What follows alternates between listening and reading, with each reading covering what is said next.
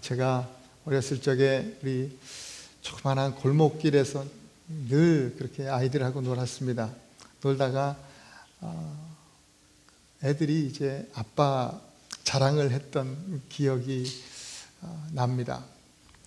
어떤 아이가 자기가 아빠가 어저께 낚시를 갔다 왔다면서 낚시 갔다 와서 고기를 많이 잡아왔다는 그런 자랑을 해요. 그런데 어떤 아이들이 같이 그 얘기를 듣고 다른 아이가 야 우리 아빠도 낚시해서 옛날에 막 이만한 고기를 잡았다고 그렇게 막 또 자랑을 같이 하기 시작했습니다. 저라고 질 수 있습니까? 저희 아버지도 낚시 좋아하셨거든요. 저도 어릴 때 아버지랑 많이 낚시를 다녔는데 근데 사실은 제가 기억하기로는 저희 아버지가 잡으신 고기는 제 손바닥보다 큰 거는 한 번도 본 적이 없어요. 늘 피레미만 잡고 조그마한 붕어를 잡고 그랬는데 좀 뻥을 치는 거죠. 우리 아빠는 야 옛날에 이만한 고기 잡았다고 막 이렇게 뻥을 치는 거예요. 그러니까 애들이 또 고기 얘기로 할 얘기가 이제 없죠. 그러니까 또 그 아이가 듣던 아이가 갑자기 화제를 돌려가지고 니네 아빠 대학교 나왔어? 우리 아빠 서울대야. 그러는 거예요. 그러니까 또 듣던 애들이 옆에서 야 우리 아빠도 서울대야. 그리고 저라도 질 수 있습니까? 저는 우리 아버지가 어느 대학교 나왔는지 잘 모르지만 또 우리 아빠도 서울대지 다 그러고 동네 애들이 얘기하다 보면 다 서울대 아빠들이. 그래서 온 동네 아빠들이 다 서울대 아빠들만 있어요. 우리 교회에도 서울대 아빠들이 계시는 것으로 알고 있는데 요즘에야 서울대 아빠들 다 많이 계시지만 예전에 저희 아버님 세대는 대학을 나오신 분들보다 안 나오신 분들이 더 많죠. 그때 그 아이들이 저를 포함한 그 아이들이 하고 싶은 얘기가 뭐였을까요? 우리 아빠 얘기죠. 아빠를 자랑하고 싶은 거예요. 아빠가 최고고, 우리 아빠가 능력이 있고, 아빠가 힘이 있다 이거죠. 지금은 이제 아빠 자랑할 나이가 지나고 제가 아빠가 되어보니 아버지를 다시 생각하게 되죠. 그때 어릴 때처럼 힘이 세지도 않으시고 또 낚시를 다녀오시면 피레미만 몇 마리 잡아오시고 또 서울대를 나오시지도 않았지만 저에게는 가장 능력 있는 또 가장 존경하는 아버지가 바로 저의 아버지입니다. 우리가 예수님을 믿으면 또 한 분의 아버지가 생기죠. 바로 하나님 아버지입니다. 하나님 아버지. 하나님은요, 내가 과장해서 말하지 않아도 또 아이들한테 그렇게 했던 것처럼 속된 말로 그냥 뻥치고 얘기하지 않아도 하나님은 크신 하나님이에요. 능력이 많으신 분이에요. 제가 무슨 말을 한다고 해도 제가 말하는 그 어떤 말보다도 훨씬 더 크신 능력을 가진 분이 바로 우리 하나님 아버지이십니다. 지난 시간 우리는 바울의 기도를 배웠습니다. 4가지 기도 제목을 제가 여러분들에게 소개하고 함께 이렇게 우리도 성숙한 기도로 나아가자. 그 4가지 기도 제목 중에 마지막 기도의 내용이 크신 하나님의 능력을 알게 하여 주옵소서. 하나님의 능력을 알게 하여 주옵소서. 그것이 기도 제목이에요. 19절 다시 한번 보실까요?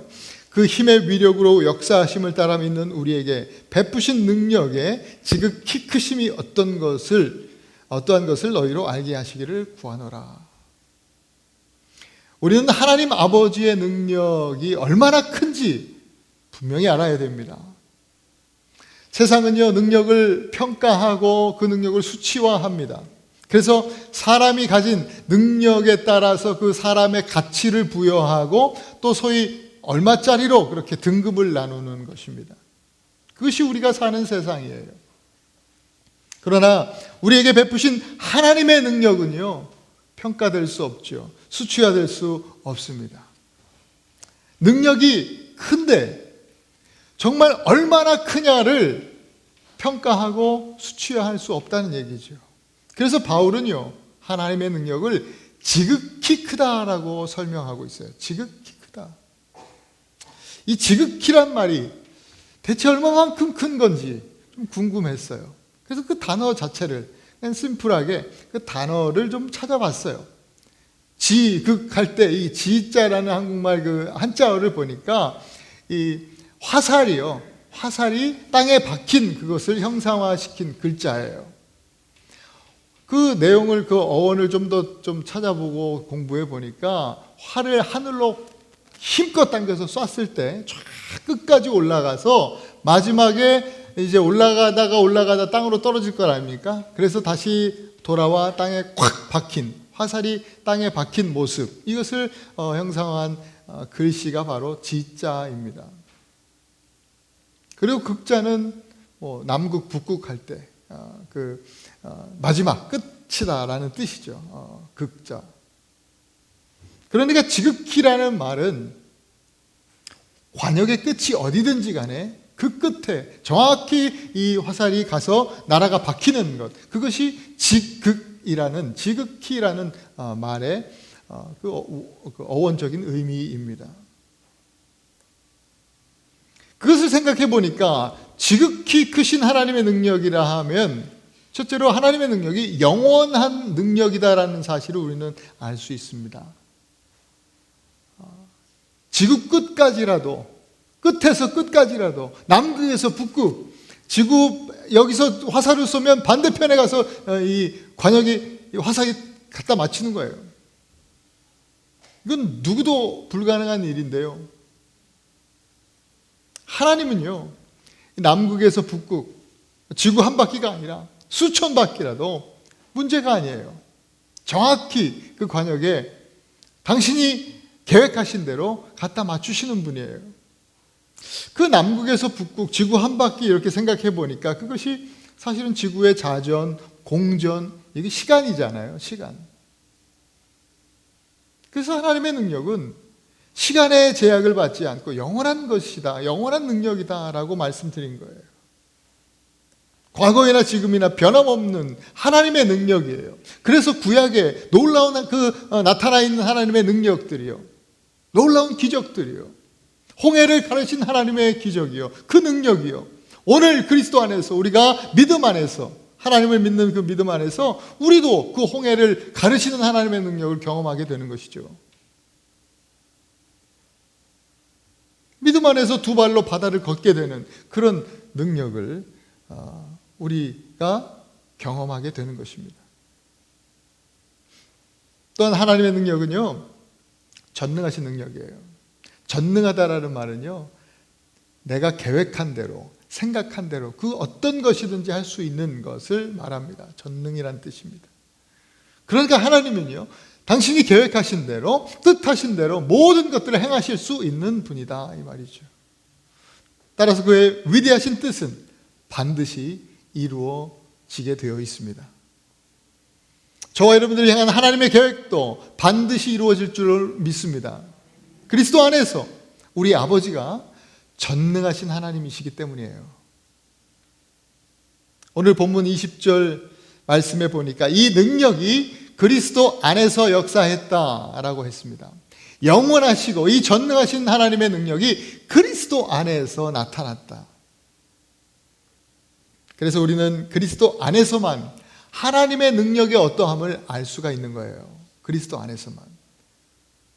그리스도 안에 있지 아니하면 하나님의 능력이 어떤 것인지 볼 수가 없어요. 알 수가 없어요. 그래서 세상 사람들은, 그리스도 밖에 있는 사람들은 하나님 믿지 않는 거예요. 그 능력의 어떠함을 우리가 알게 되면 하나님을 믿지 않을 수 없죠. 따르지 않을 수 없죠. 순종하지 않을 수 없는 거예요. 오늘 저와 여러분들이 그리스도 안에 온전히 계셔서 하나님의 능력의 어떠함을 깨닫고 알게 되실 수 있기를 축복합니다.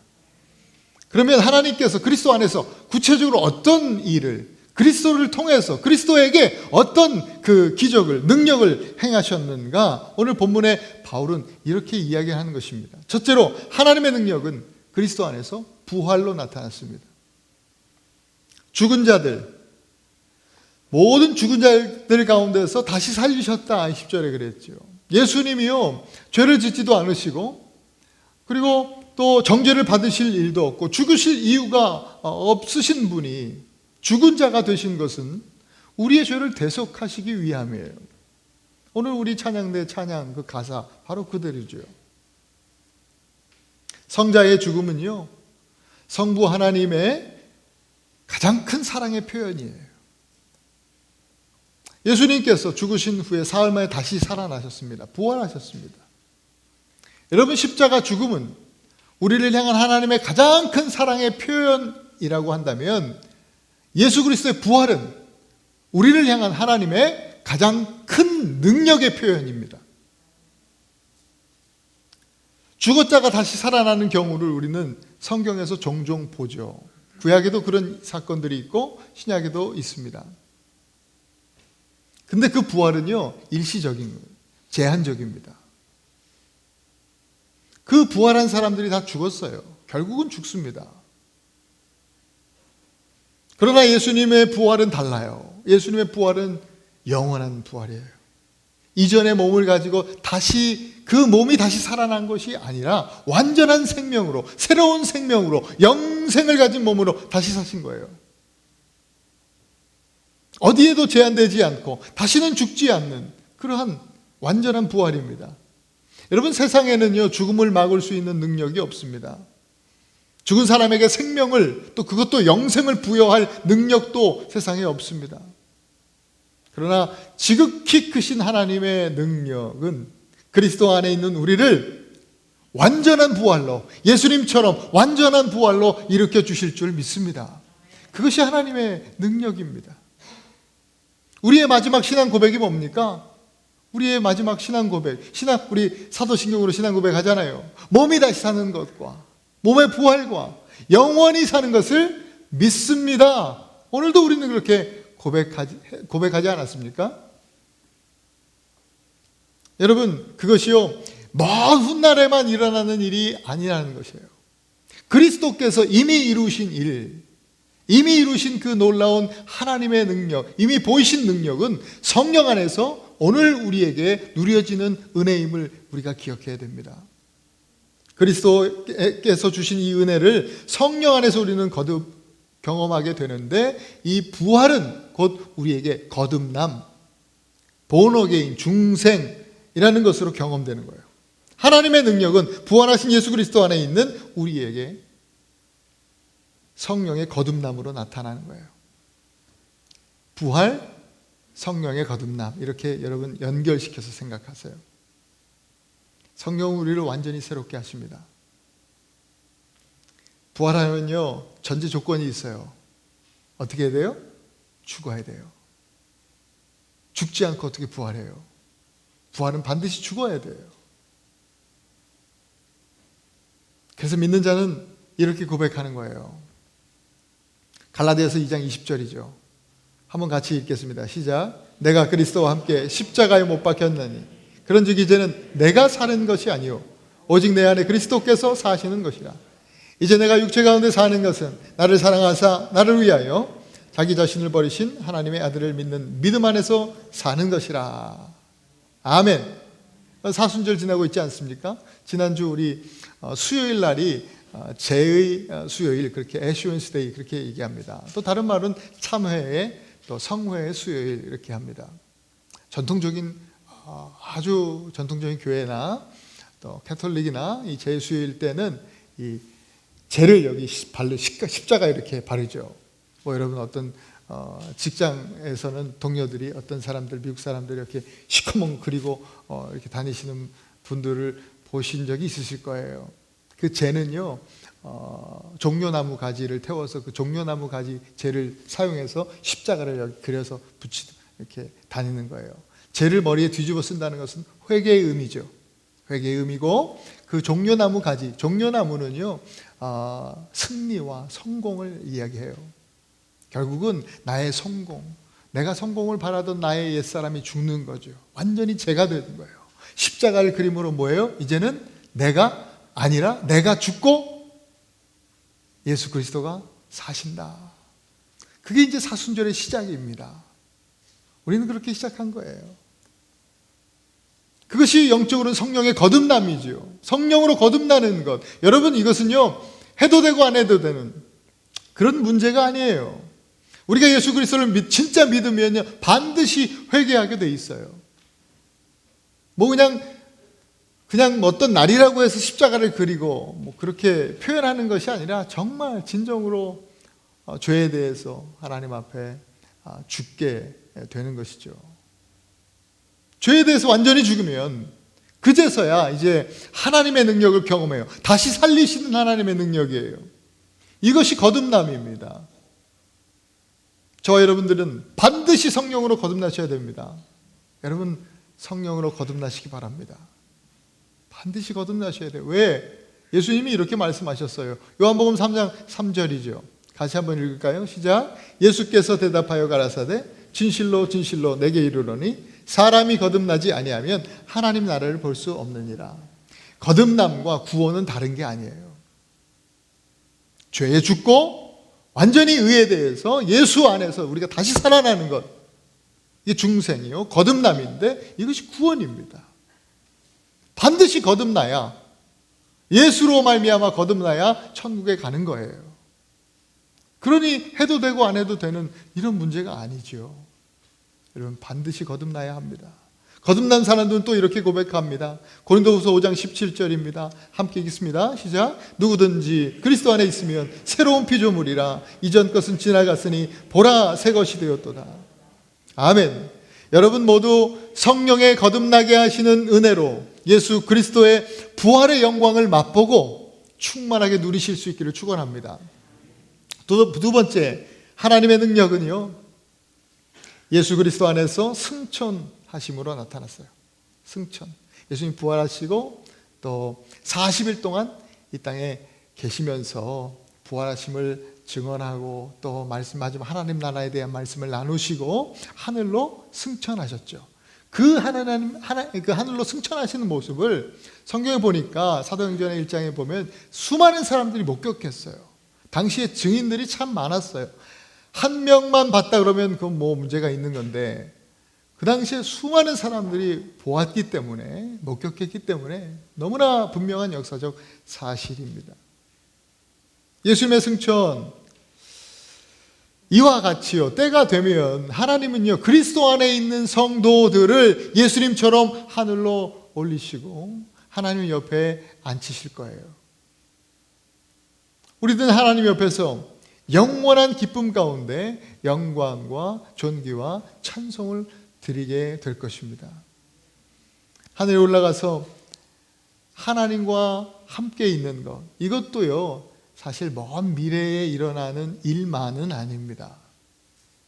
성령 안에서 우리가 오늘 누릴 수 있는 은혜입니다.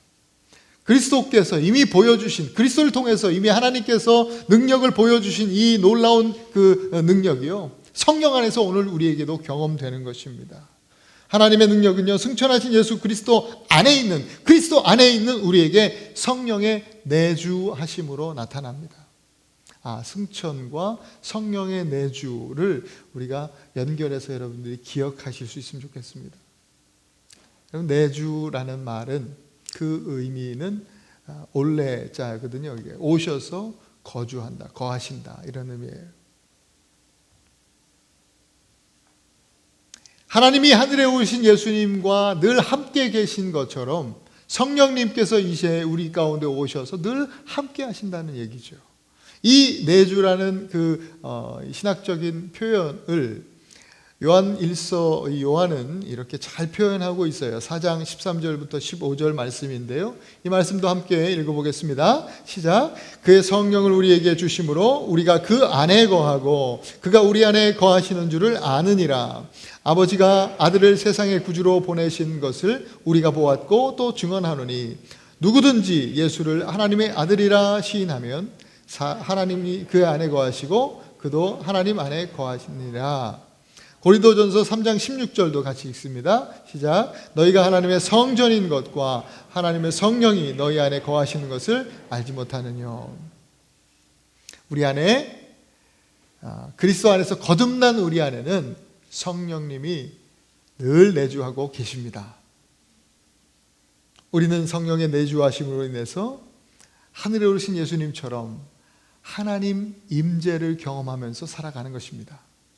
하나님의 임재. 그것이 이 땅을 살아가면서 이 땅에 살지만 마치 천국에 있는 듯 기쁨을 누리는 삶이요, 또 하나님의 전우로서 영원한 예배로 이어지는 그러한 삶인 것입니다. 이와 같은 삶으로 여러분들을 오늘 이 에베소서는 초대하고 있습니다. 날마다 성령의 내주하심을 경험하며 살아가시는 우리 성도들 되실 수 있기를 축복합니다. 마지막으로 세 번째, 하나님의 능력은 그리스도의 통치로 나타났습니다. 우리 20절, 22절 오늘 말씀 보면 하늘에서 자기의 오른편에 앉히사 모든 이름 위에 뛰어나게 하시고 또 만물을 그의 발 아래 복종하게 하셨다라고 말씀하셨죠. 하나님은요, 예수님을 당신의 오른편에 앉히셨다 그랬어요. 늘 성경도 보면 오른쪽이 좋은 쪽이죠. 우리 문화도 그렇습니다. 제가 우리 교회 부임한 뒤에 축도할 때 의도치 않게 제가 왼손잡이라 그런지 왼손을 들어서, 그 당시에 이렇게 마이크를 들고 했는데 왼손을 들어서 축도를 했어요. 근데 어느 날 한 성도님께서 오셔서 조용히 저한테 얘기를 하시는 거예요. 목사님 축도하실 때 왼손을 들고 왼손으로 축도를 하시니까 불편해 하시는 분들이 계십니다. 다음 주부터는 좀 오른손으로 해주세요. 그런 거예요. 그래서 저도 왼손으로 하는지 그때 처음 알았어요. 아, 그렇구나. 이건 왼손을 하든지 오른손을 하든지 사실 저한테는 큰 문제는 아니니까 그렇게 하지요. 그 이후로는요, 지금까지 10년 동안 단 한 번도 제가 왼손으로 축도한 적이 없습니다. 자세히 여러분들이 보지는 안 하셨을지 모르겠지만 지금은 이제 귀에 거는 마이크를 해가지고 두 손을 다 들지만 마이크를 들 때는 항상 왼손에 마이크를 들고 오른손으로 축도를 하지요. 그런데 사실은 성경에서 왼쪽, 오른쪽이 오른쪽이라는 의미가 그런 공간적인 의미, 방향의 의미는 아닙니다. 성경에서 오른쪽이라는 의미는 분명히 거의 대부분이 이 주권적 의미를 갖습니다. 바울이 오늘 그 이야기를 하면서 오른편이라는 표현을 쓰면서 그 오른편이 가진 그 내용의 그 의미를 이제 그 후로 설명하고 있는데, 모든 이름 위에 뛰어나게 하시고 또 만물을 그의 발 아래 복종하게 하셨다라는 것으로 설명하는 거예요. 하나님의 능력이 그리스도에게 만물을 다스리는 그 능력으로 나타났다는 거예요. 그게 오른쪽이라는 단어가 가진 의미예요. 통치, 다스림이죠. 그렇다면 우리가 잘 아는, 또 찬송으로도 우리가 부르게 되는 시편 121편 말씀이에요. 5절에 보면 이런 말씀이 있죠. 같이 한번 읽습니다. 시작. 여호와는 너를 지키시는 시라. 여호와께서 내 오른쪽에서 내 그늘이 되시나니. 할렐루야. 그러면 진짜 늘 하나님은 내 오른쪽에만 계시는 분이에요? 왼쪽엔 마귀가 있어요? 그래서 하나님 좋은 생각도 나고 마귀가 유혹도 하고 그런 겁니까? 그게 아니죠. 말씀도 그래요. 여기서도 주권적 의미를 갖는 거예요. 하나님의 통치, 하나님의 다스림이죠. 하나님을 그냥 단순히, 하나님께서 이 말씀 안에 보면 단순히 우리를 지키시고 보호해준다, 이 말씀을 넘어서 있죠. 하나님께서 우리를 다스리신다, 통치하신다 이 말이에요. 오늘도 마찬가지예요. 성령께서 우리 가운데 오셔서 우리를 통치하시고 다스려 주신다는 거예요. 우리에게 예수님의 통치는 오늘 우리에게 성령 안에서 성령님의 동행으로 나타나게 되는 거예요. 이미 그리스도에게 보이신, 이미 행하신 하나님의 능력이 오늘 성령 안에서 우리에게 그렇게 동행하심의 은혜로 경험된다라는 것이죠. 마태복음 11장, 예수님이 내 멍에를 메라 라고 하는 말씀이 있죠. 그 말씀은 예수님과의 동행이 어떤 것인지, 예수님과의 그 동행의 어떠함을 가장 잘 말씀해 주는 구절이 아닐까 생각이 들었습니다. 여러 번 말씀드렸지만 멍에라고 하는 것은 그 당시 유대 사람들에게 멍에는 소 한 결이 두 마리가 매는 것입니다. 함께 맵니다. 예수님이 수고하고 무거운 짐진 자들아 다 내게로 오라 하시면서 당신과의 동행으로 초청하시는 거예요. 내 멍에를 매라 라고 하시면서 너희들이 매라가 아니라 함께 매자, 함께 같이 가자, 동행으로 우리를 초청하시는 거예요. 유대 땅의 농부들은요, 처음 멍에를 매는 사람이죠. 사람이 아니라 소죠.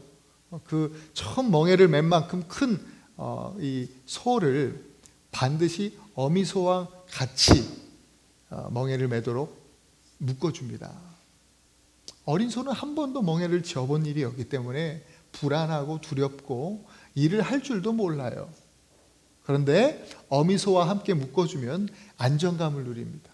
다른 소를 만나면 불안할 텐데 어미소와 함께 있으니 편안합니다. 평안하지요. 그리고 일도 잘 못해요. 그러나 어미소가 그 멍에를 같이 메고 있으니요, 어미소가 인도해 갑니다. 이끌고 갑니다. 그저 이 어린 그 아들 소는 그저 쫓아가는 겁니다. 아들 소는 어미 덕에 쉽게 멍에를 맬 수 있어요. 쉽게 일을 할 수 있어요. 그래서 내 멍에는 쉽고 가볍다. 그래서 내게 배우라 이렇게 말씀하시는 거예요. 그렇게 아들 소는 정말 쉽게 힘들이지 않고 그저 따라만 갔을 뿐인데 결국 일을 한 이후에 뭐예요? 칭찬은 누가 받아요? 어미소와 아들이 함께 받는 거예요. 그 칭찬과 영광은 함께 받는 거예요. 이것이 성령님과의 동행이에요.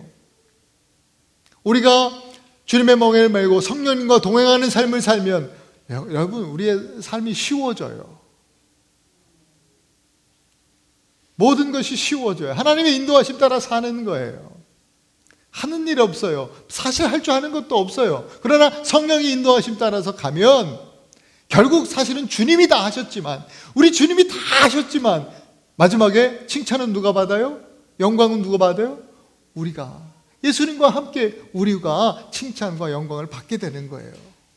그것이 바로 성령님과의 동행의 축복이에요. 성령님과의 동행은 주님과 주님의 인도하심을 받는 것이에요. 성령님께서 말씀을 조명해 주셔서 우리에게 깨닫게 해주시면 그날 하루하루 매 순간순간을 순종하면서 살아가는 것입니다. 그것이 예수님의 통치, 곧 성령님과 동행하는 삶이죠. 이렇게 끝까지 살면, 끝까지 살아내면 예수님과 함께 우리도 다스리는 그 통치의 영광을 누리게 될 것입니다. 그것이 계시록에서 분명히 약속되어 있습니다. 2장 26절 함께 읽습니다. 시작. 이기는 자와 끝까지 내 일을 지키는 그에게 만국을 다스리는 권세를 주리니.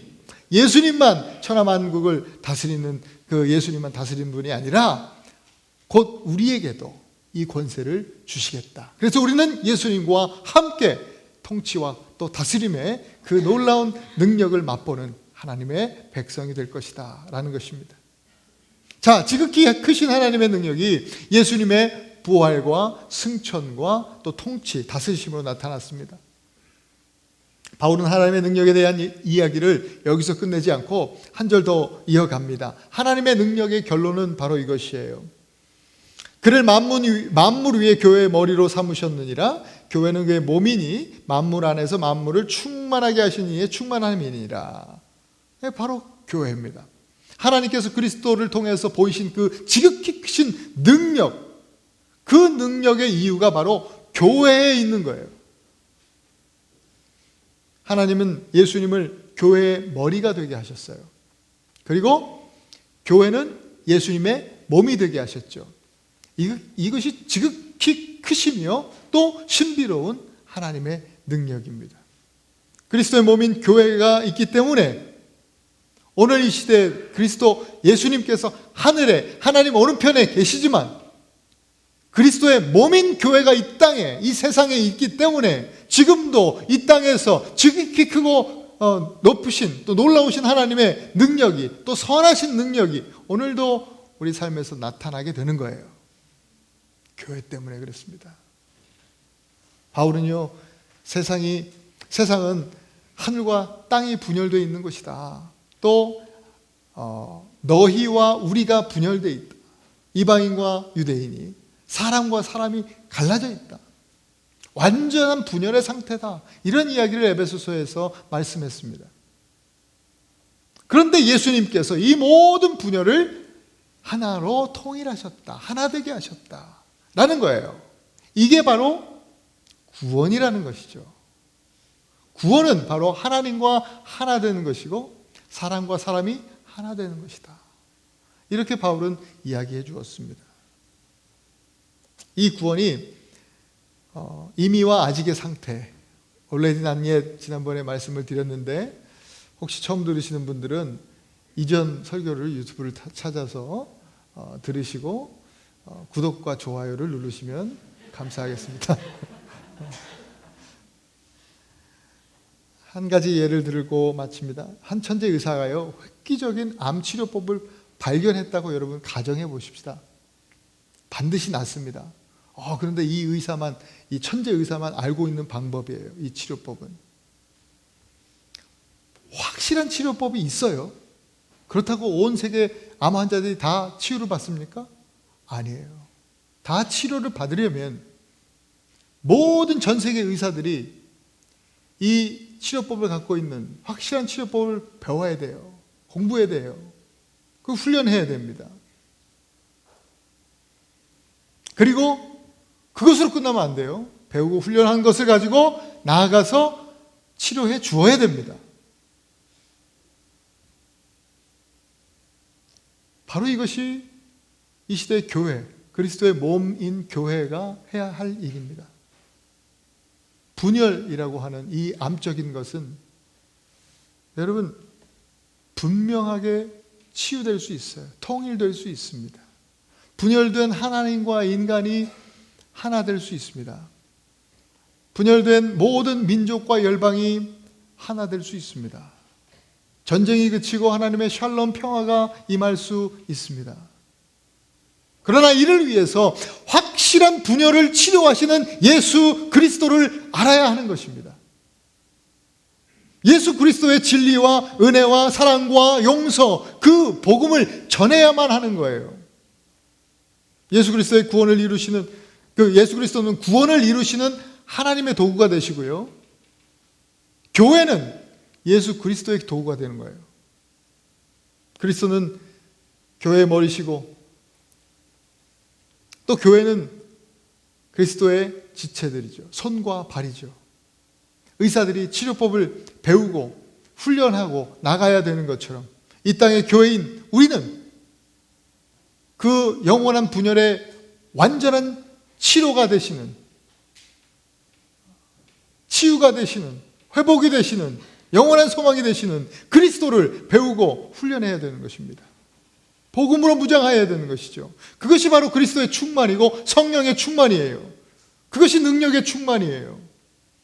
사랑하는 성도 여러분, 우리는 성령의 거듭나게 하심과 또 내주하심과 그리고 동행하심으로 인해서 지극히 크신 하나님의 능력을 힘입어야 만물 안에서 만물을 충만케 하시는 이에 충만한 교회가 될 수 있는 겁니다. 그렇기 때문에 여러분, 오늘도 또 내일도 앞으로의 삶 속에서 세상의 어떤 능력이 아니라 하나님의 능력을 사모하고 구하실 수 있기를 바랍니다. 성령의 거듭남을 통해서 예수 그리스도의 부활을 맛보고 성령의 내주하심으로 인해서 천국의 평안을 맛보며 성령의 동행하심으로 인해서 우리 하나님의 인도하심과 보호하심의 은혜를, 그 놀라운 능력을 누리실 수 있기를 바랍니다. 이것은 마치 세상의 그 분열을 치료하는 확실한 치료의 능력인 것입니다. 이 능력을 그리스도의 몸인 교회에 주셨다. 이렇게 주님은 오늘 우리에게 약속해 주셨습니다. 말씀하셨습니다. 날마다 주님의 손과 발이 되어서 그리스도의 사랑과 또 진리를 배우고 훈련하셔야 합니다. 그리고 그리스도 안에서 행하신 하나님의 능력이 우리를 통해서, 그리스도의 몸인 우리 교회를 통해서 계속해서 나타나지기를 우리가 소망하면서 날마다 기도하시기 원합니다. 저와 여러분, 우리 모두가 하나님의 선한 능력으로 일어서는 교회가 되십시다. 그리고 더욱 예수님을 닮아서 하나님의 능력의 충만함을 나타내는 그런 교회가 되시기를 그리스도 이름으로 축원드립니다.